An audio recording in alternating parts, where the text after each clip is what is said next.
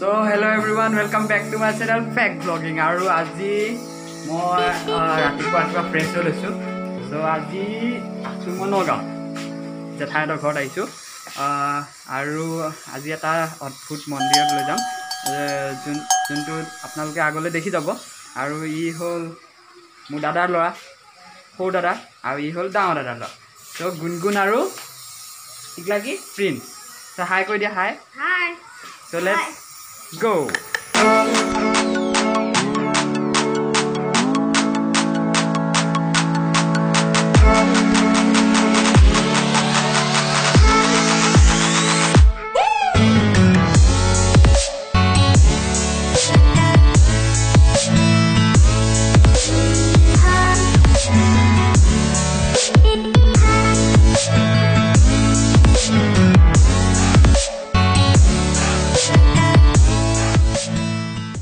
আহি পালোহি সেই জেগাডোখৰ. আৰু এইটো ৰাস্তাতে যাব লাগিব অলপমান. আৰু এই পিছফালে আছে ধুনীয়া পথাৰ. চাওক কি ধুনীয়া দেখিছেনে. আৰু এইজোপা গছজোপা তলতে মানে এইখিনি অলপ খালী ঠাই, য'ত গাড়ী মানে যান বাহন ৰখা ঠাই বুলি দিছে. এই গছজোপাতে হেৰি দেখিছে আপোনালোকে, সেইটো থাকিব এইটো.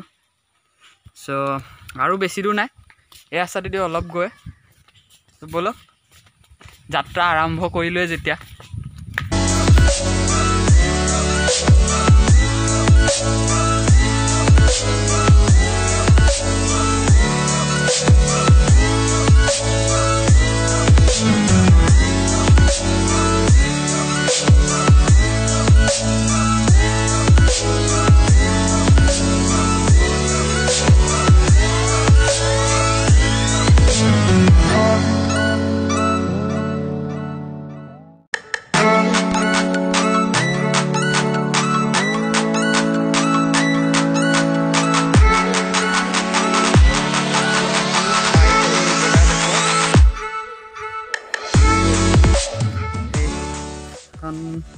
এখন কি থান?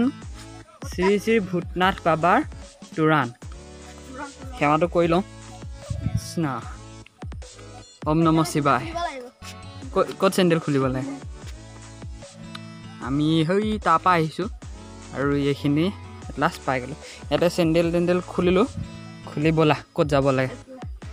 আৰু এইফালে এণ্ট্ৰেঞ্চটো, ইয়াৰ বহুত মহত্ব আছে. এই মহত্বখিনি কৈ আছোঁ, ব'লক.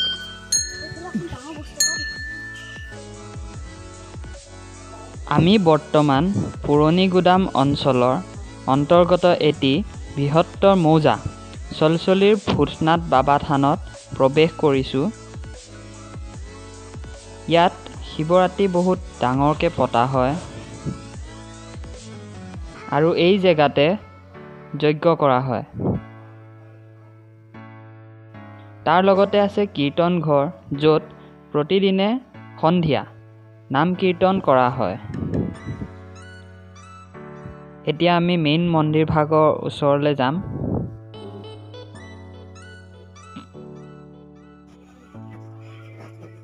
মন্দিৰত আহিলোঁ. সেইফালে দেওহঁত বহি আছে. বলক আহকচোন.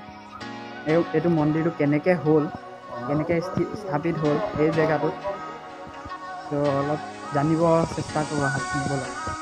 ইয়াত এজোপা গছ আছে বোলে, এই গছজোপা আপোনালোকক দেখাই দিছোঁ. এই গছজোপাৰ শিপাই আপোনা আপুনি সৰ্পৰ দৰে আকৃতি ধাৰণ কৰা দেখা গৈছে, য'ত ভক্তপ্ৰাণ ৰাইজে তেওঁৰ চৰণত বন্তি ধূপ জ্বলাই আৰাধনা কৰে. আৰু আপোনালোকে দেখা পাইছে যে তেওঁ কওকচোন এই মন্দিৰটো মানে কেনেকৈ স্থাপিত হৈছিল আৰু কি হৈছিলে? এইভাগ 95ত মানে যেতিয়া এই টাৱাৰ কাটিবলৈ আহিছিলে, সেই টাৱাৰ কাটিবলৈ আহোঁতে ইয়াত গছ আছিলে, এয়া বৰ আছিলে আৰু আম গছ আছিলে. সেই তেতিয়া মানে তেওঁলোকে কণ্ট্ৰেক্টাৰে এই আম কাটিলে, কিন্তু বৰজোপা মানে সপোন দেখুৱালে কাটিব নালাগে, এইজোপা হেৰি হ'ব. তেওঁ ইঞ্জিনিয়াৰ এৰি থৈ গ'ল. আমি স্থানীয় আমিও আছিলোঁ সেই তেতিয়া মানে আমি এভাগ চাফা তাফা কৰি মানে পূজা পাতল যেতিয়া কৰিছোঁ লাহে লাহে যি মানুহে যিটো কামনা কৰি ইয়াত চাকি এগছ যদিও দিয়ে তেওঁলোকৰ বহুত কামনা পূৰ্ণ হৈছে আৰু বহুত যাত্ৰী ইয়াত এতিয়া মানে নুগুচা হৈছে কাৰণ তেওঁলোকে কিবা এটা বিশ্বাস পাইছে কাৰণে মানে সেই দূৰ দূৰণিৰ পৰা যাত্ৰী ৰাতিও থাকে আৰু সেই তেতিয়াৰ পৰাই আমি ইয়াত নিতৌ সন্ধিয়া নাম কীৰ্তন কোনোদিনেই বাকী নাথাকে আমি নাম কীৰ্তন কৰি আমি এই ভাগ পালন কৰি আছোঁ মানে এই যোনজন ইঞ্জিনিয়াৰ আছিলে ইঞ্জিনিয়াৰজনক মানে কি সপোনত দেখুৱালে আম কেইজোপাকে এইজোপা কাটিব নালাগে তেওঁ এইকেইজোপা গছে ন এইভাগে এই বৰ ভাগে ইয়াত ডাঙৰ ডাঙৰ আম আছিলে বহুত আম আছিলে আৰু ইয়াত এনেকুৱা এই ভাগ আগৰ আমি মানে বহুত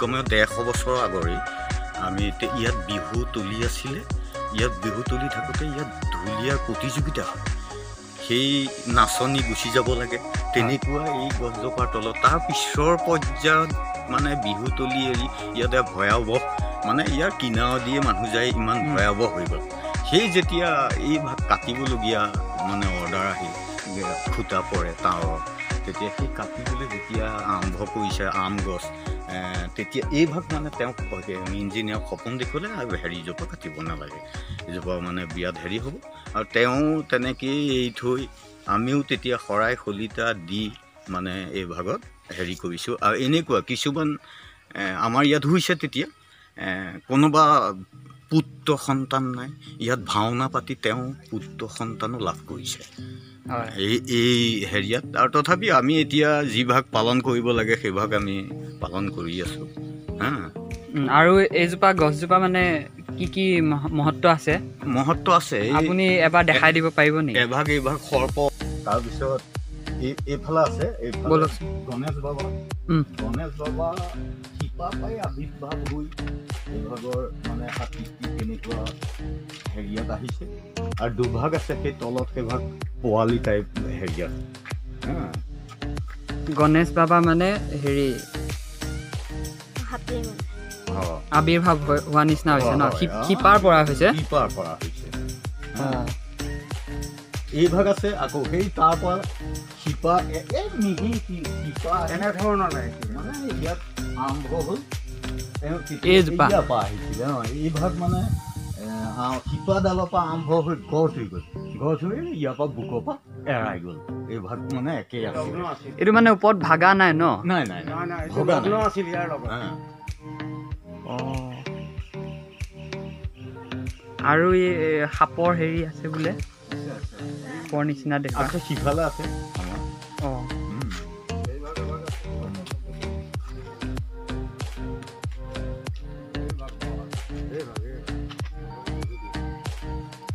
আমি যদি গছজোপাৰ তলৰ পৰা চাওঁ তেন্তে আমি দেখোঁ যে এই গছজোপাই সৰ্পৰ ফণৰ দৰে আকৃতি গ্ৰহণ কৰিছে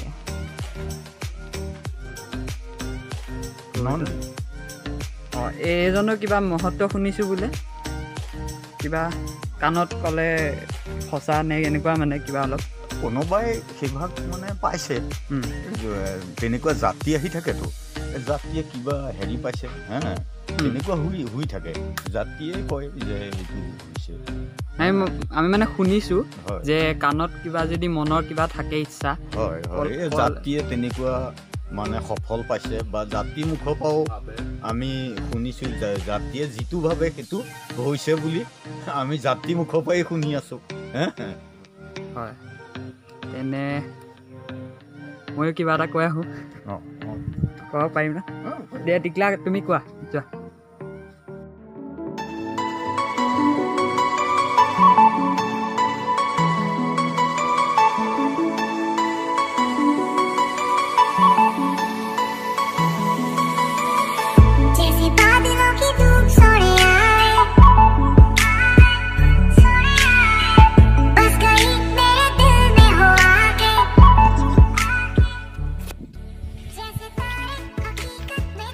এই গছজোপা শিপাৰ পৰা ওলাইছে গণেশৰ মানে মূৰটো নিচিনা অলপ আকৃতিৰ এইকেইডাল গোটেই শিপা বোলে আৰু এফালে সৰু গণেশ নিচিনা চাওকচোন ধৰিব পাৰিছে নহয় চাগে এইটো। আৰু এইফালে শিপাৰ পৰা এয়া সাপৰ নিচিনা একদম আচৰিত গছ এজোপা। আৰু এই দেউজনে যোনটো কথা কৈছিলে ইঞ্জিনিয়াৰজন, সেইজন আছিলে নেপকো কোম্পেনীৰ ইঞ্জিনিয়াৰ। মানে এয়া দেখিছে নহয়, মই যে লাইনৰ এইবিলাক কাৰেণ্টৰ ৱাৰবিলাক দেখিছে, এইখিনিতে আছে লাইনৰ প'ষ্টটো, এইটো খুঁটাটো।